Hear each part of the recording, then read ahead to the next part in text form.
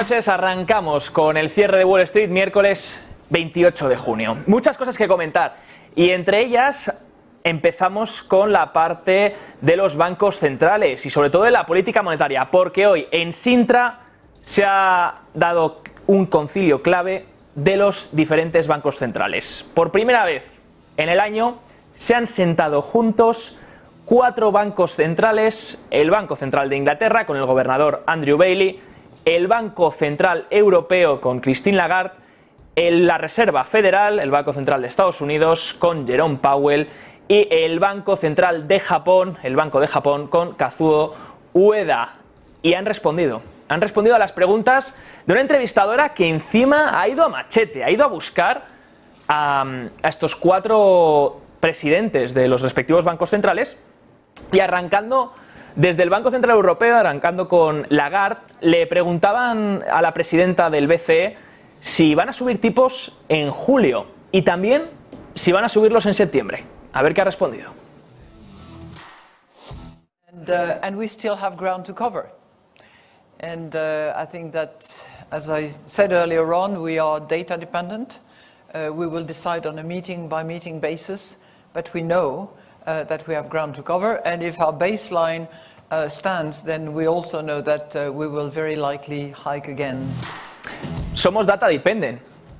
Vamos respondiendo dato a dato, pero ya sabemos que tenemos que subir en julio. ¿Cómo casa esto? Diciendo que tienes que seguir los datos para saber qué tipo de política monetaria vas a adoptar, pero ya tienes decidido que vas a subir tipos en la próxima reunión del Banco Central Europeo. Un poco extraño, cuando todavía quedan muchos datos sobre la mesa antes de esa reunión de julio. Datos que también podrían ser, por supuesto, preocupantes para la economía. Luego, de hecho, nuestro compañero Javier Luengo nos va a contar lo que está pasando con el Bund alemán y qué señales está mandando. No se vayan porque enseguida lo vamos a ver. Por otro lado, pasando también en ese debate en Sintra, se le preguntan a Powell. Le preguntan a Powell también, bueno, pues por esa famosa pausa que se realizó en la última reunión de junio. ¿Por qué esa pausa, Jerome Powell? ¿Por qué esa pausa, sobre todo, también actualizando unas proyecciones de tasa terminal más altas, diciendo que van a elevar los tipos hasta el 5,6%, pero pausando en junio? No tiene sentido. Esto es lo que ha respondido el presidente de la Reserva Federal. And closer to the goal. What we're aiming for is a stance of policy that's sufficiently restrictive to bring inflation down to 2% over time. As you get closer to that, you get closer to the place where the risks become more in balance. So, you know, we did 4 75 basis point hikes in a row starting in June of last year. In December, we moved down to 50. Then we did 3 consecutive 25 basis point hikes. So this is really just a continuation. We're going to move the decisions a little bit, make them with a little bit more time in between them, in an effort to get more information from the data to see how much restraint is really coming from these, you know, through the pipeline from rate hikes that we only made now, in many cases, 6, 8, 9 months ago. So. Bueno, pues todo se justifica, según Jerome Powell, en que poco a poco, a medida que van subiendo los tipos de interés a unos niveles cada vez más importantes, hay que ir con más cuidado, hay que ir con más calma, sobre todo porque algo podría romperse. Recuerden marzo de este año, crisis bancaria regional, donde no uno, sino 2 bancos regionales quebraron, Silicon Valley Bank y Signature Bank. Y parece ser que todo ya se ha calmado dentro de la crisis bancaria regional. Luego hablaremos también de quiebras, no dentro de los bancos, sino también en otro tipo de empresas. Pero fíjense que ese plan BTFP que aprobó la Reserva Federal en marzo, ese plan donde dan liquidez a los bancos que la necesiten, sigue teniendo récord de demanda de préstamos. Más de 100.000 millones la última semana. Puede ser que desde la Reserva Federal estén viendo un problema de liquidez que además se suma ahora con el Tesoro, que una vez aprobado el techo de deuda, tiene que rellenar esa cuenta, la cuenta TGA. Recuerden, el Tesoro no podía endeudarse más, no podía emitir letras del Tesoro para que inversores las comprasen y recibir así dinero, porque había topado el techo de deuda. Una vez ese techo de deuda está solucionado y el Tesoro puede volver a endeudarse, ahora puede rellenar su cuenta, por así decirlo, de ahorros, de la que había conseguido todo ese dinero. Cuando el Tesoro sacaba el dinero de esa cuenta de ahorros, esa TGA, esto proporcionaba liquidez al sistema. Ahora podría darse el efecto contrario, podría drenarse liquidez al rellenar esa TGA de vuelta. Todo esto, por supuesto, la Fed lo sabe y sabe que podría haber problemas de liquidez que se junten con eso y con la reducción del balance, y por eso posiblemente ha querido esperar a junio. Le preguntaron también a Jerome Powell si en julio va a subir tipos de interés, y ahora que en junio ha pausado, pero resulta que todavía le quedan 2 subidas, ha dicho el presidente de la Reserva Federal. Le preguntaban si en julio, en la siguiente reunión, sería ya la reunión en la que vuelvan a reactivar las subidas. Jerome Powell ha respondido que no lo sabe, que podría ser que sí o que podría ser que no, que a partir de aquí no tienen por qué subir reunión a reunión. Veremos lo que hacen en julio. Por otro lado, otro banco crítico, o por lo menos que debe ser vigilado este año, es el Banco de Japón. Japón está haciendo lo opuesto a todo lo que están haciendo los demás. Sí, de hecho, le ha hecho una mención el director, bueno, el presidente del Banco Central de Japón, Ueda, al resto de compañeros, a Andrew Bailey, a Christine Lagarde y a Jerome Powell, diciendo que el yen en parte está debilitado también por la culpa de sus compañeros con los que compartía debate. Porque si el resto de bancos centrales están subiendo tipos de interés, sus divisas ganan fortaleza por el efecto carry. Mientras que en Japón, pues el yen se sigue debilitando porque Japón sigue aplicando una política ultralaxa. Ahora bien, poco a poco la inflación en Japón va incrementando. Y le pregunta a la entrevistadora a Kazuo Ueda, al gobernador del Banco de Japón, si está cometiendo los mismos errores que cometió Occidente, creer que la inflación era transitoria. Learn from these three that inflation turned out to be not transitory? Excuse me? I mean, wasn't one of the lessons from the last year that inflation wasn't transitory and that there are some elements in it was not? Yeah. And that there are some elements of it that are sticking and proving difficult to fight. Right. So the second part is the sticky part. But it's still, as I said, we think less than 2%. Punto positivo para la entrevistadora, que les dice directamente a la cara, le dice a Kazuo Ueda: ¿no has aprendido nada de tus compañeros? Que también dijeron que la inflación era transitoria y mira los problemas a los que han llegado a partir de aquí. Llegaron tarde, por supuesto, y eso es algo que los mismos bancos centrales han reconocido, no es algo que diga yo ni diga Negocios Televisión. Pero Kazuo Ueda sigue aplicando esa política ultralaxa. Eso sí, ha advertido que si la inflación empieza a ser un problema de verdad, posiblemente la reviertan. Y hemos explicado aquí varias veces cuál sería el impacto de un cambio de política ultralaxa en el Banco de Japón. Por supuesto, todo empezaría por quitar ese control de la curva que aplican en el interés a 10 años, en el bono a 10 años, donde no dejan traspasar los intereses por encima del 0,5%. Si quitas ese control de la curva, los intereses pueden empezar a incrementar, lo que por supuesto los que estén cortos de bonos japoneses pues se verían muy beneficiados. Los que tengan en posesión bonos japoneses también podrían empezar a venderlos por miedo a que pierdan valor por la subida de tipos de interés, y ese dinero podría poco a poco ir rotando a otros sitios, como por ejemplo a la renta variable. También podría reforzar el yen, y eso podría traer de nuevo, repatriar capital que tienen los japoneses en el resto del mundo, sobre todo en bonos estadounidenses también, que son los mayores poseedores junto a China de bonos estadounidenses. Y por último, muy importante esto que ha añadido Powell, justo al finalizar esta mesa redonda, este debate que han tenido, este concilio en Sintra, los diferentes banqueros centrales, le preguntaron a Powell cuándo va a llegar al objetivo de inflación. La inflación se ha deshinchado mucho en los últimos meses y parece que el mercado ya celebra que Powell ha conseguido controlar la inflación. Pero la pregunta es, ¿cuándo vamos a ver ese 2%? Y esto responde Powell. I don't see us getting back to 2% this year or next year. You don't? No. I see us making progress, steady progress on, this is core inflation. Yeah. Headline inflation is coming down now, it's lower than core. But for core inflation, I don't see us getting to 2% this year or next year. I see us getting there the year after. 2025? Yeah. Core inflation 2%. So you're going to be restrictive for a long time. No, we will be restrictive as long as we need to be. But, you know, if inflation is coming down sharply and we're confident that it's on a path to 2%, you know, that would be a different situation. You would begin to think about loosening policy, but we're a long way from that. That's not something we're thinking about now. Estamos muy lejos del objetivo del 2% y no es algo que estemos pensando en el corto plazo. Hasta 2025 dice Jerome Powell que no conseguirán el objetivo del 2% de inflación. Claro, la entrevistadora, que de hecho lo ha hecho muy bien, ha ido a buscar el punto exacto donde tenía que buscar a los banqueros centrales, le dice, claro, entonces, ¿vamos a estar en un entorno restrictivo?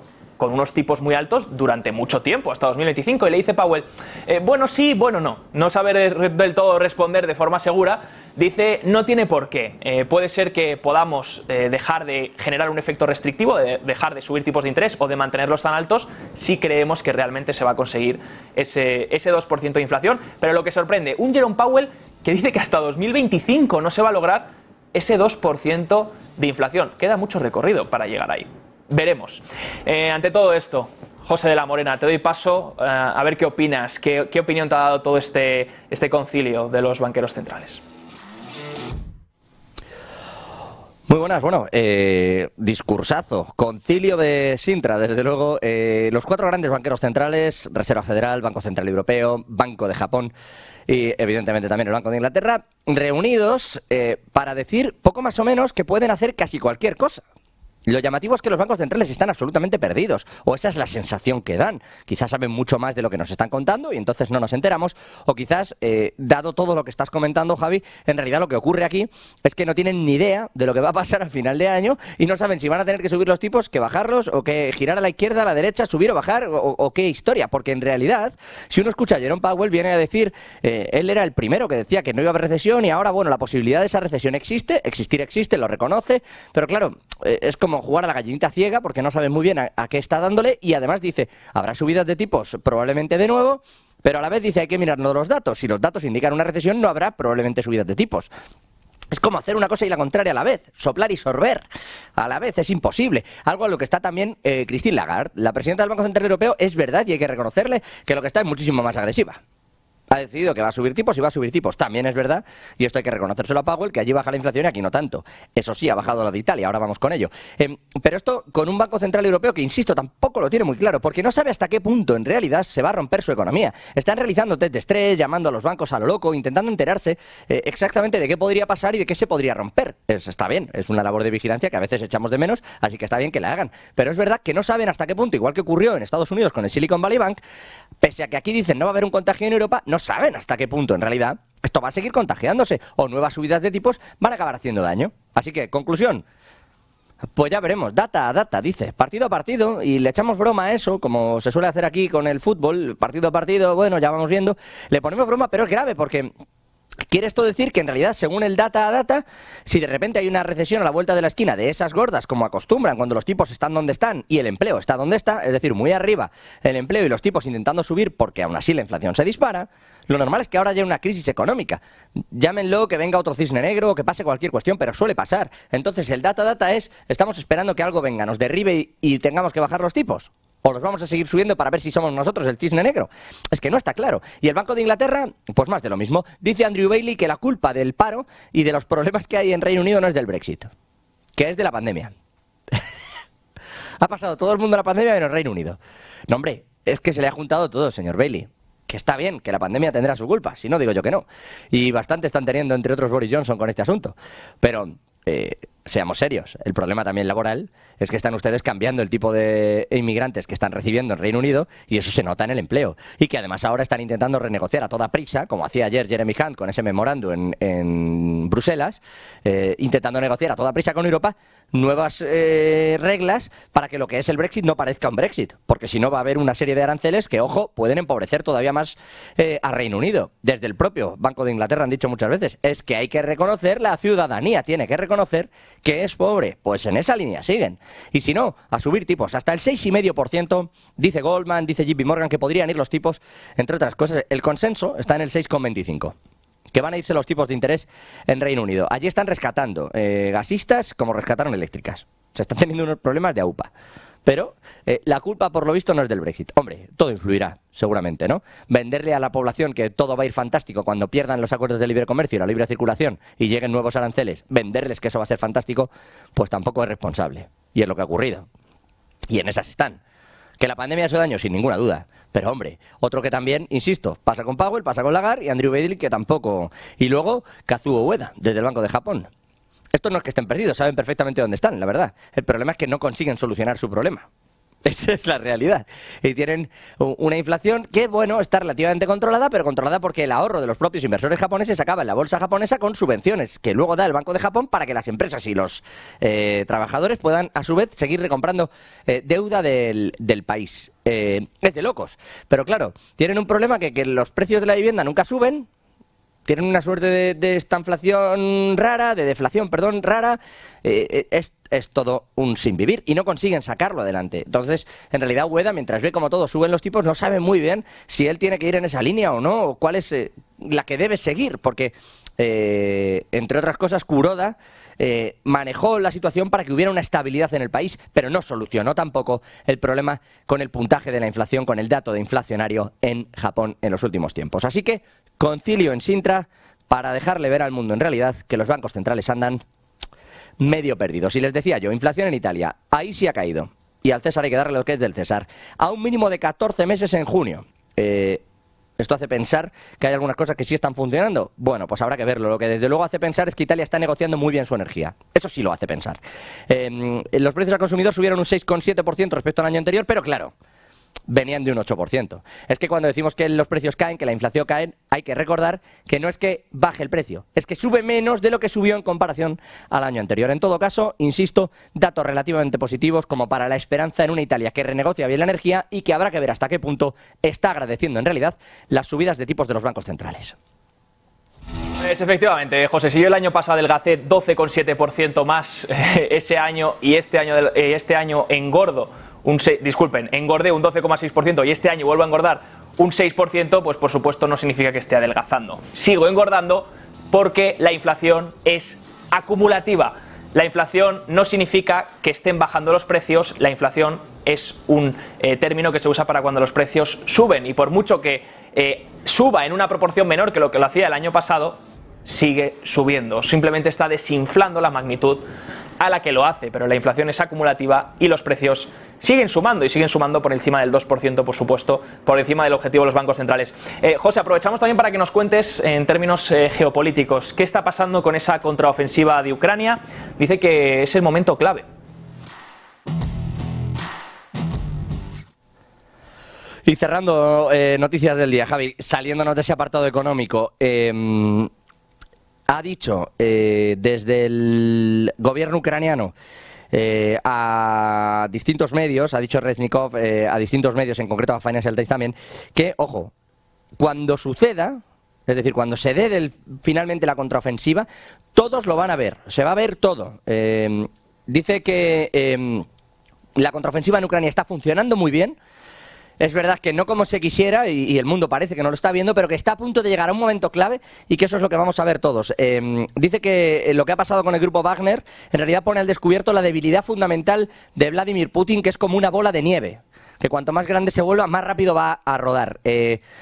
También dice que hay que confiar en las fuerzas de seguridad y defensa de Ucrania, así como en los socios que proporcionan armas. Al respecto, por cierto, ha dicho Josep Borrell en uno de los actos que ha tenido en una entrega de medallas en el día de hoy, el alto representante de Exteriores de la Unión Europea, que van a seguir reforzando también precisamente todo esto en Ucrania y el envío de armas. Así que, ojo, esto en la parte geopolítica. Y si me permites, terminando con un asunto en Dinamarca, querían construir una isla de energía en el Mar del Norte. Dice que se iba a conseguir con esto una independencia energética en Dinamarca espectacular, pero esto les cuesta más de 7.000 millones y parece que no están dispuestos a pagarlo. Así que se podría decir que en realidad esta isla energética no va a ver la luz. El gobierno dice que tienen ambición, que van a construir la isla, llevan desde 2020 con esto, pero que es verdad que los más de 7.000 millones y las dificultades en el Mar del Norte están impidiendo que esto vaya a suceder.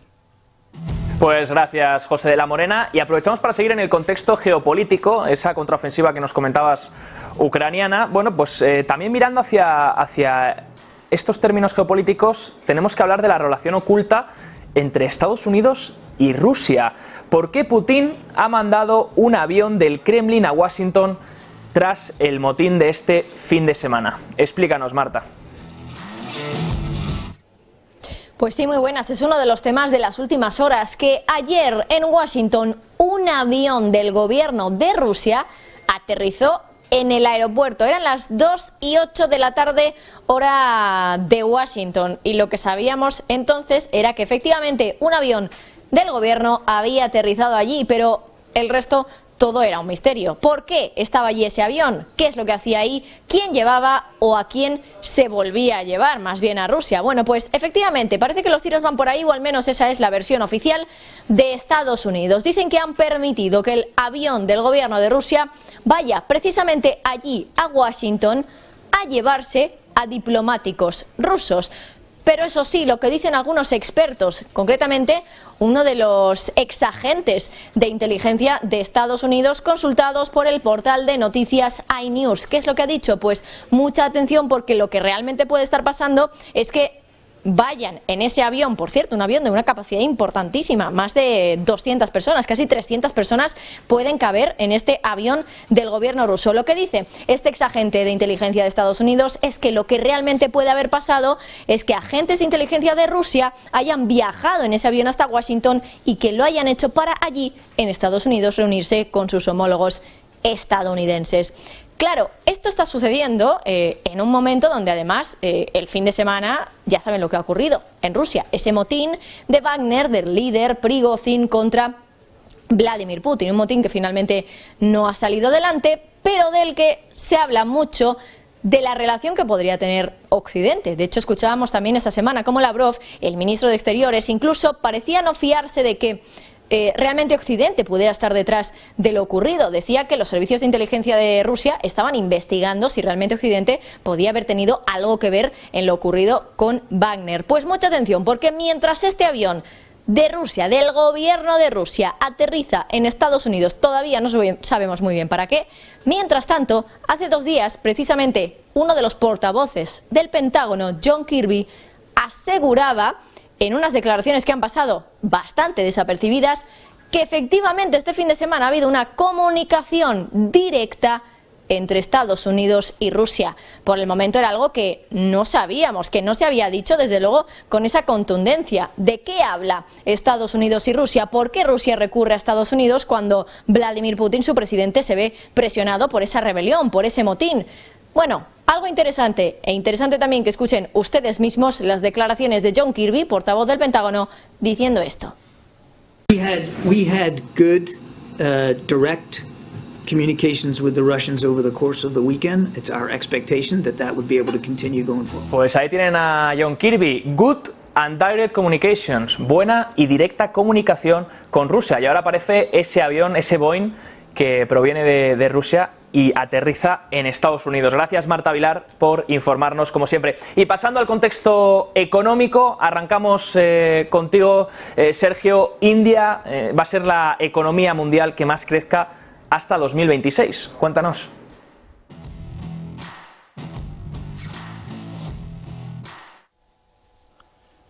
Muy buenas noches. India se convierte en la nueva China. Será la economía que más crezca hasta 2026. Los nuevos datos publicados han demostrado que India, país miembro de los BRICS, por cierto, será la economía de más rápido crecimiento hasta 2026. Además, S&P Global Ratings ha pronosticado que el país verá una tasa de crecimiento, ojo, del 6,7% en los próximos 3 años. Por lo tanto, va a continuar siendo una gran economía emergente, como todos los países que están en los BRICS, como es el caso de Brasil, de Rusia, de China o de Sudáfrica. La economía india ya ha experimentado una rápida tasa de crecimiento del 7,2% en 2022 y también en 2023. Posteriormente, ese desarrollo probablemente esté relacionado con el crecimiento de su presencia en el bloque económico de los BRICS. A medida que ese bloque sigue creciendo, el desarrollo de la economía india será sin duda un factor muy beneficioso. Vietnam y Filipinas se unen a India dentro de estas economías que más van a crecer en los próximos años, con una tasa de crecimiento que se acerca al 6%. Sin embargo, las cifras son vitales considerando el continuo establecimiento del bloque económico de los BRICS. La extensión continua del país podría ayudar a la alianza en general. Por lo tanto, ayuda en el desarrollo de la moneda BRICS, que por cierto se va a discutir en la reunión que va a tener lugar en poco más de un mes, el 15 de agosto, esta reunión en la que el presidente brasileño Lula da Silva ya apuntaba también a lo mismo, a la desdolarización, también a crear una moneda, en este caso de esta alianza, de la alianza de los BRICS, y de hecho seguramente se decida en esta reunión que, como les digo, va a tener lugar el próximo 15 de agosto y que además de todas estas cuestiones tiene todavía una duda, si va a asistir o no Vladimir Putin, también qué va a suceder con el presidente francés, Emmanuel Macron, si va a asistir o no, porque ya sabemos que Rusia se opone frontalmente a todo esto y al final, bueno, una reunión que va a ser crucial, importantísima, con las economías más emergentes, los países más fuertes de los últimos años que se van a reunir con India a la cabeza, que como les digo, es la economía que más va a crecer hasta 2026. No solo en términos económicos, Sergio, sino también en términos demográficos. Iremos viendo, por supuesto, todo esto que nos comentas. Y por último, Javier, luego en el apartado económico también cuéntanos, comentábamos antes sobre el tema del boom del bono alemán y la señal que está mandando.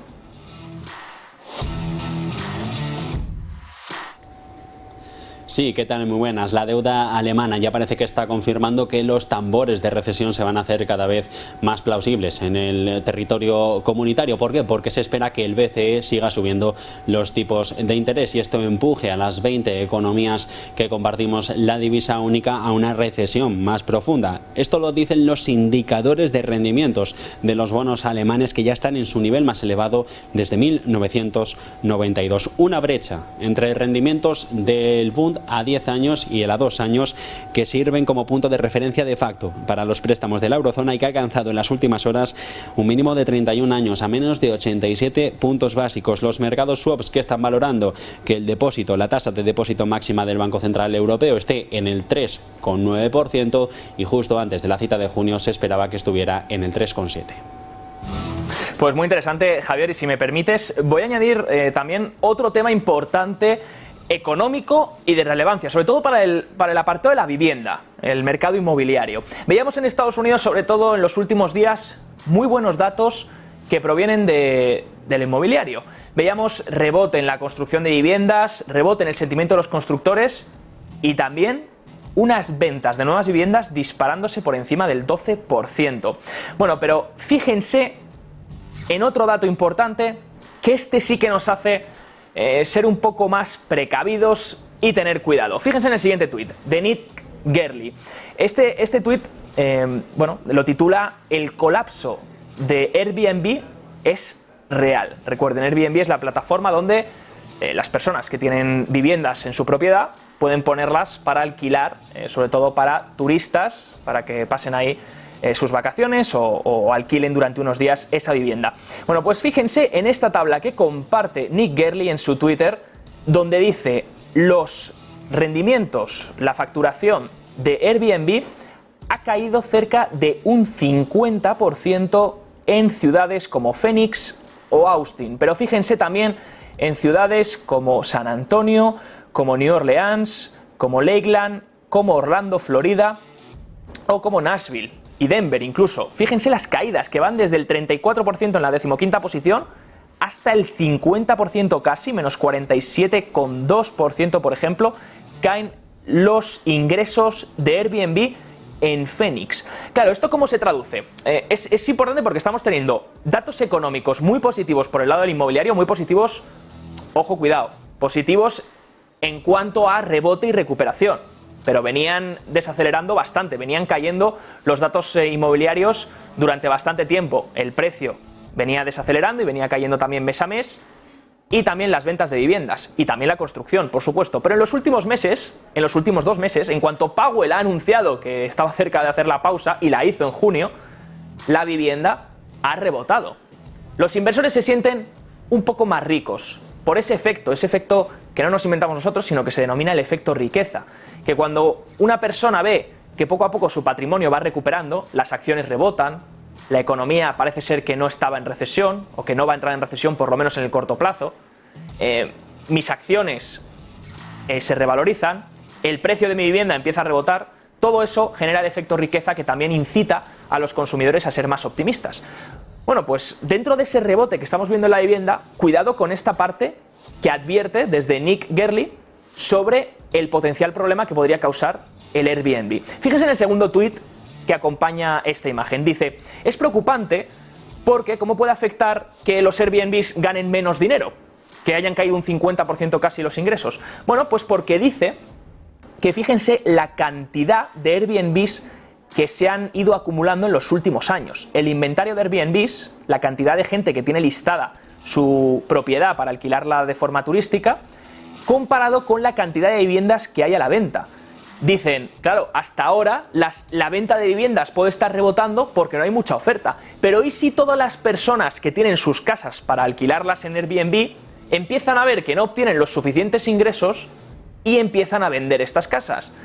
Introducirían mucha oferta en el mercado y esto sería potencialmente desinflacionario o haría caer los precios y haría que el sector inmobiliario siguiese corrigiendo. Por último, añade en el último tuit que sobre todo hay mucho novato que ha comprado Airbnb en los últimos 2 años y que lo ha hecho además con una hipoteca. Y claro, esas hipotecas están en peligro porque los tipos de interés han incrementado y si la hipoteca es variable, pues la persona que ha comprado esa propiedad, que encima ve los ingresos colapsar un 50%, se enfrenta a unos costes que también incrementan, y cuando los ingresos te caen un 50% y los costes te incrementan también un porcentaje importante, ahí es cuando tu beneficio colapsa por completo y a veces estás obligado a vender. Así que Nick Gerli advierte del problema inmobiliario que podría venir por la parte de Airbnb, por la parte de alquiler turístico. Importante porque no habíamos hablado de esto hasta ahora. Lo que sí habíamos hablado es del sector inmobiliario comercial.